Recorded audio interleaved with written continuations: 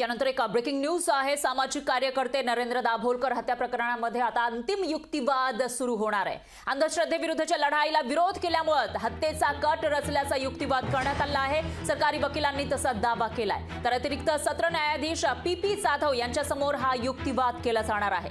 17 फेब्रुवारीला सरकारी वकिलांचा युक्तिवाद पूर्ण होणार आहे। त्यामुळे आता या युक्तिवादामधून नेमके कोणकोणते मुद्दे मांडले जातात ते बघावं लागेल। सामाजिक कार्यकर्ते नरेंद्र दाभोलकर यांची हत्या झालेली होती 11 वर्षांपूर्वी। अंधश्रद्धेविरुद्धच्या लढाईला विरोध केल्यामुळे त्यांच्या हत्येचा कट रचला गेला असा दावा सरकारी वकिलांनी केलाय। तर हा युक्तिवाद अतिरिक्त सत्र न्यायाधीश पी जाधव यांच्या समोर सुरू आहे। विशेष सरकारी वकील प्रकाश सूर्यवंशी यांनी दावा केलाय की कट्टर हिंदुत्ववादी संघटना ज्या सनातन संस्थेशी संबंधित आहेत आणि काही आरोपी महाराष्ट्र अंधश्रद्धा निर्मूलन समितीच्या कार्यालयाच्या विरोधात होते आणि या विरोधामुळे हत्येचा कट रचला गेलाय। 17 फेब्रुवारीला सरकारी वकिलांचा युक्तिवाद पूर्ण होणार आहे। तर मुंबई उच्च न्यायालयाच्या आदेशानंतर केंद्रीय अन्वेषण ब्युरो म्हणजे सीबीआयने 2014 मध्ये तपास हाती घेतलाय आणि जून 2016 मध्ये सनातन संस्थेशी संबंधित डॉक्टर वीरेंद्र सिंग तावडेला अटक केलेली होती। सीबीआयने दावा केला होता की डॉक्टर वीरेंद्र सिंग तावडे या गुन्ह्यातील मास्टर माइंड होता। आणि या विषयातील माहितीसाठी आपल्या प्रतिनिधी मीनाक्षी म्हात्रे आपल्या सोबत जोडल्या गेल्या आहेत। मीनाक्षी, काय सांगाल?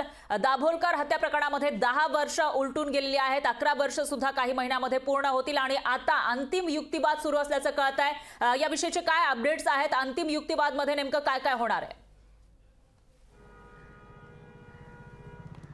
नक्कीच, कारण सामाजिक कार्यकर्ता नरेंद्र दाभोलकर यांची गोळ्या झाडून 11 वर्षांपूर्वी हत्या करण्यात आली होती आणि या संदर्भात आपण पाहतोय की युक्तिवाद पूर्ण होणार आहे। अगदी 2 ते 3 दिवसात हा पूर्णपणे युक्तिवाद जो आहे सरकारी वकिलांचा पूर्ण होताना पाहायला मिळेल। एकूणच सध्या आपण पाहिलं तर या संपूर्ण प्रकरणामध्ये मुंबई उच्च न्यायालयाने जेव्हा आदेश दिले त्यावेळी सीबीआयने 2014 मध्ये हा थोडंसं थांबवते मी तुम्हाला, कारण अनिशचे राज्य कार्यकारिणीचे अध्यक्ष आहेत मिलिंद देशमुख हे आपल्यासोबत जोडले गेलेले आहेत।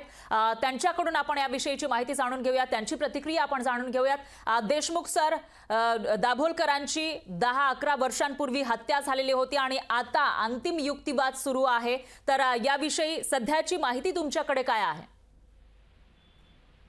खरं तर डॉक्टर दाभोलकरांचा खून 20 ऑगस्ट 13 साली झाला आणि या केसमध्ये पहिल्यांदा अटक झाली ती 16 साली झाली तावडेंना आणि त्याच्यानंतर 18 सालापर्यंत काही नव्हतं झालं।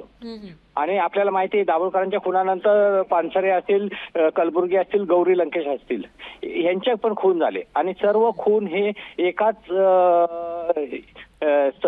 संस्थेच्या लोकांनी केल्याचं हे देखील निष्पन्न होत होतं।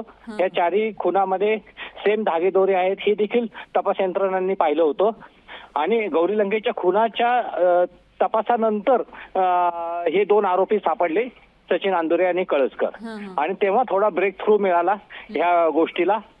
आता 21 साली सप्टेंबर 21ला हा केस स्टँड झालेली आहे।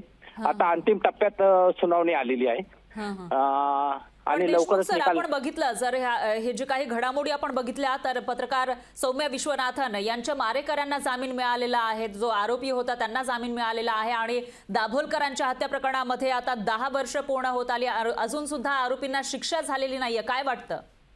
नाही, मला असं वाटतं की आता लवकर अंतिम टप्प्यातच आहे। या 1-2 महिन्यात माझ्या मते निकाल लागणं अपेक्षित पण आहे आणि मला असं वाटतं काय शिक्षा होईल असं वाटतंय?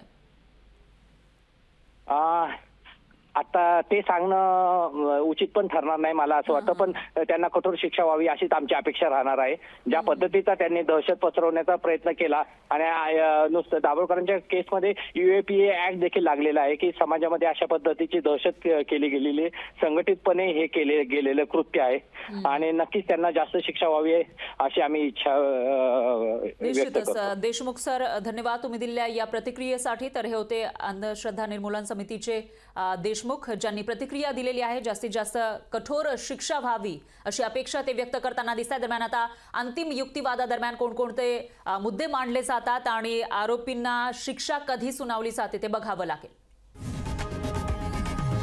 लोकशाही मराठी ऐका, पहा, जागरूक रहा।